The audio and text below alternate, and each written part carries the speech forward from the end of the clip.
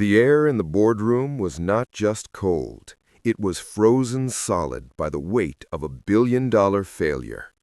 Mr. Aston, the CEO, wasn't just sitting. He was sprawled in his chair like a king watching peasants panic, his polished Italian leather shoes resting carelessly on the mahogany table. His laughter didn't warm the room. It landed like shards of ice, hitting every engineer who had failed to fix the catastrophic system crash. Mr. Aston's cruelty in that moment was a razor-thin wire stretched across the room. The slightest movement would draw blood. He pointed a diamond-studded pen at the useless glowing sphere. "Fix this," he drawled, his voice saturated with mockery, "and I'll give you $100 million. As you listen, keep an eye on how the lead engineer, Mark, reacts when his own failure is revealed. It's the small, toxic decision he makes next that leads to his ultimate public downfall. The impossible quiet that followed Lily's simple, correct action was a living thing, heavy and cold, pressing down on every person in that luxurious room. Maria, Lily's mother, was the first to move, her hand shaking as she pulled Lily close. "Lily, oh my goodness, what did you do? You shouldn't have touched that." Maria's voice was a frantic whisper, a mix of fear and sheer incomprehensible wonder. She wasn't worried about the sphere. She was terrified of the billionaire's wrath, certain that her daughter had just ruined her job. Maria had worked for Aston Technologies for 6 years, scrubbing floors and emptying bins, watching the geniuses from a distance. Her whole life was a tightrope walk of humility and silence. Now, her small, quiet daughter had shattered that silence with a single genius-level act. Mr. Aston, however, did not explode in anger. He was frozen, his mouth slightly open, the arrogance draining from his face like water from a cracked vase. His eyes, usually sharp and calculating, were glazed over with confusion. He looked from the perfectly humming data sphere to Lily, and then to Mark, the lead engineer. Mark, a man whose ego was as big as his technical competence, was sweating. He snatched the control tablet and furiously checked the logs, his fingers blurring on the screen. His frown deepened, then snapped into a look of total, sickening realization. It's fixed," Mark stammered, his voice thin and reedy. "Completely. Not only is the data intact, but she optimized the secondary cipher's retrieval pathway. We were searching for a bug in the primary execution. She saw the fault in the nested loop structure. It's a fundamental error we missed, a structural flaw. She fixed it correctly." He looked at Lily not with anger, but with a kind of humiliated awe. He had spent the last 3 days working 18-hour shifts on this, mocking the simpler, older systems, certain his complex new architecture was flawless. He had even scoffed earlier that day when a junior programmer had suggested checking the loop structure, dismissing it as low-level thinking. A murmur went through the room, quiet at first, then growing louder, a tide of embarrassed astonishment. The other engineers shifted uncomfortably, avoiding eye contact with Mark, their collective failure now laid bare by an 8-year-old. Lily, meanwhile, was oblivious to the drama. She adjusted her glasses, a pair of thick, slightly too large frames, and looked up at her mother. "Mommy, the quadratic function had too many variables," she explained simply, as if discussing the weather. "It needed to simplify the differential equation to find the common root. They used the wrong register for the key storage, so the loop kept cycling, thinking the key was always null. It's basic C++ protocol." Basic C++ protocol. Lily's words, spoken with the innocent certainty of a child, were a public execution for the entire team. Mr. Aston slowly stood up, his $5,000 suit looking suddenly cheap under the weight of the moment. He walked over to Lily and knelt down, a genuinely shocking act for the notoriously imperious billionaire. For the first time, his gaze was not mocking or arrogant, it was searching, trying to reconcile the small, slight girl in front of him with the genius who had just saved his 9-figure project. "Lily," he said, his voice surprisingly soft, "how did you know that? How did you see that when all of us, the best in the world, did not?" Lily hugged her mother's skirt tighter. "I'd like numbers," she said. "When Mommy cleans your office after school, I read the books in the library. I read one about network architecture and recursive algorithms. The big screen was showing the code, and it looked like the numbers were scared. They were running around in circles. I just put them back in the right lines, sir." Maria felt a cold dread mixed with blinding pride. She knew Lily was special. Her daughter had taught herself algebra at 5 and had been reading college-level textbooks found in the company's discarded library bins for years. But Maria had always kept this talent a secret, terrified of the attention, knowing how the rich and powerful treated anything they didn't understand. She had worked hard to keep Lily invisible, a shadow in the background. The tension in the room was now unbearable. Every eye was on Mr. Aston. His challenge was a joke, a moment of corporate sadism, but now he was obligated. The $100 million. The silence stretched. A high-stakes negotiation played out in nonverbal signals. Mark, sensing a chance to save his own skin, stepped forward. "Sir, with all due respect, the child merely pointed out an obvious error. She didn't engineer the system. It was a lucky guess, a layperson's observation. $100 million is absurd. Maybe a scholarship, a thank you note?" The words hung in the air, a final, despicable attempt to steal the moment from Lily and her mother. It was the injustice, the public casual dismissal of a real genius because of her station that finally broke the dam of Mr. Aston's shock. He turned slowly toward Mark, and the look in his eyes was pure, cold fury, no longer a joking mockery, but a deadly serious rage. He had just been humiliated in front of his entire board, and Mark was trying to minimize the miracle that saved the company. "Silence, Mark," he said, his voice a low, dangerous growl.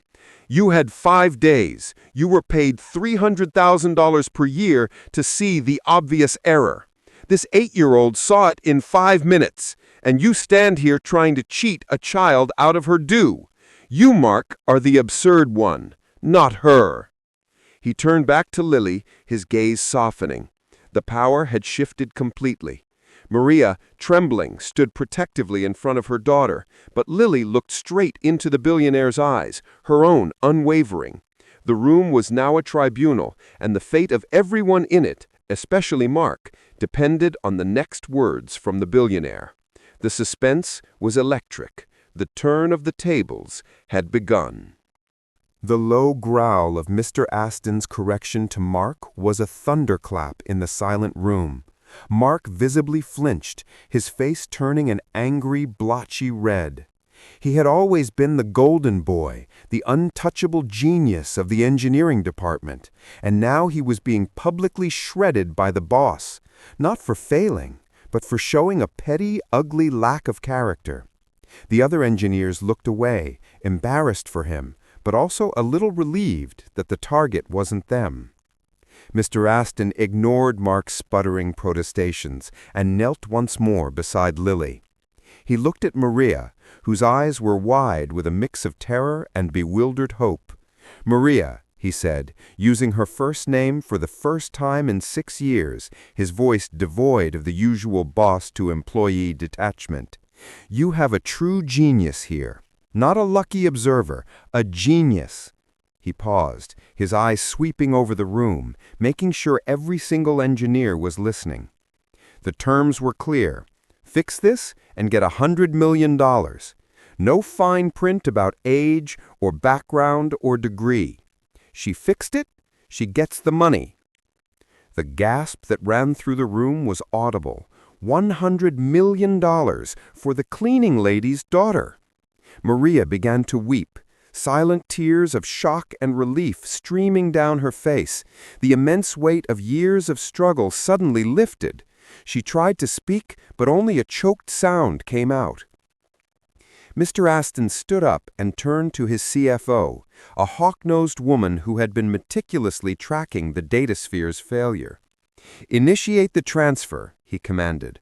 $100 million into a trust fund immediately, with Maria Gonzalez as the sole trustee. The funds are to be managed by the company's top financial advisors and structured to secure Lily's future through education and with full access upon her 18th birthday. He did not say if he would give the money. He simply gave the instruction. The man who had mocked the child was now acting as her fierce protector. Then came the moment of ultimate accountability, the part that felt most satisfyingly dramatic. Mr. Aston turned his full, terrifying attention back to Mark. Mark swallowed hard, trying to look composed, but his hands were shaking. "Mark," Mr. Aston said, his voice dangerously soft, yet carrying across the large room. "You were the lead architect. You failed to prevent the crash, and you failed to fix it. Your entire team failed. But that is business. People make mistakes. What is unforgivable is your attempt just now to belittle this child's achievement and rob her of her deserved reward." He leaned in, his face inches from Mark. "Mark, I show you something crucial, Mark. It shows me a lack of integrity, a petty jealousy, and a self-serving arrogance that poisons a team. Genius is nothing without character." Mark's eyes darted around, looking for support that was not there. "Sir, I just meant—" "You meant to keep the $100 million in the company's pocket and deny a little girl who saved our entire project," Mr. Aston cut him off, his voice hardening. "You are not a team player. You are a liability. Effective immediately, you are terminated. Clean out your desk. Security will escort you out." The words were final, brutal, and delivered with the cold efficiency of a corporate titan. Mark was stunned. He tried to argue, to plead, but the CFO was already dialing security, and the moment had passed. The man who had been the architect of both the broken project and the petty humiliation was now architecting his own downfall. As two silent security guards appeared by the boardroom door, Mark shot a furious, defeated glance at Lily and Maria, then turned and walked out, his shoulders slumped in utter disgrace. The public accountability was complete. Mr. Aston let out a long breath, the tension leaving his body. He looked at Maria, who was still silently crying, clutching Lily like a lifeline. "Maria, I want to apologize for the way I spoke earlier and for how your daughter was treated by my employee. It was wrong. And," he looked at Lily, his expression now of deep respect, "I would like to offer you a new position. Not as a cleaning lady, though you're the best we've ever had. I want you to be Lily's personal liaison. You will have a salary, benefits, and a new apartment near the headquarters. Lily needs a place to flourish. You will oversee her schedule, make sure she gets the best education money can buy, and we will set up a dedicated research lab here for her to explore her interests with the proper mentorship. She is the future of this company, and perhaps the future of this industry." Maria's tears finally turned to a shaky, joyous laughter. She hugged Lily tightly, looking up at the billionaire with a gratitude that felt more powerful than the $100 million. "Thank you, sir," she whispered, her voice thick with emotion. "You don't know what this means."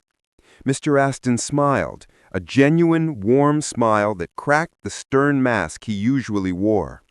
"No, Maria," he said, "thank you for bringing me the one genius who saw the truth in the numbers. Now, Lily," he lowered his voice playfully, "do you think you could explain that C++ protocol again? Slowly? I have a feeling I'm going to need a lot of tutoring." The tension was gone, replaced by a feeling of uplifting, impossible hope. The cleaning lady and her genius daughter had not just won the lottery, they had won their place in the world, and they had done it with pure, undeniable brilliance. The months that followed were a whirlwind, yet they were built on a foundation of profound peace and security. Maria and Lily moved into a beautiful, sunlit apartment. Lily, far from being exploited, was carefully protected and nurtured. Mr. Aston kept his word, personally overseeing the creation of the Aston Innovation Lab, which was essentially a high-tech playground for Lily. She wasn't forced to work, but encouraged to play with complex problems, surrounded by books, supercomputers, and, most importantly, patient mentors who treated her like an associate professor, not a child. The rest of the technical team, humbled by Lily's brilliance and terrified by Mark's swift downfall, changed their ways. They stopped the office politics and the snobbish exclusion, focusing instead on collaborative learning. Mark's absence was a cleansing wind. They now saw Lily not as the cleaning lady's child, but as their greatest, most unexpected resource. They would often gather around her workstation, watching in genuine fascination as she solved complex differential equations for fun, or debugged massive data sets with an intuitive clarity that baffled them. 1 year later, Lily stood beside Mr. Aston at a massive press conference. The datasphere, now perfected and marketed worldwide, had become the industry standard, making the company billions. Mr. Aston was introducing the new Lily Foundation, dedicated to funding underprivileged children with exceptional aptitude in STEM. He told the story of the broken project, the impossible challenge, the mockery, and the 8-year-old who saved them all. His voice cracked with emotion as he pointed to the little girl beside him, now wearing a bright, confident smile. "Never underestimate anyone," he declared, his voice ringing with sincerity. "Especially not those you've overlooked. Sometimes the clearest vision comes from the people standing on the outside looking in. They have nothing to prove but the truth." Lily, with her mother beaming proudly in the front row, stepped up to the microphone.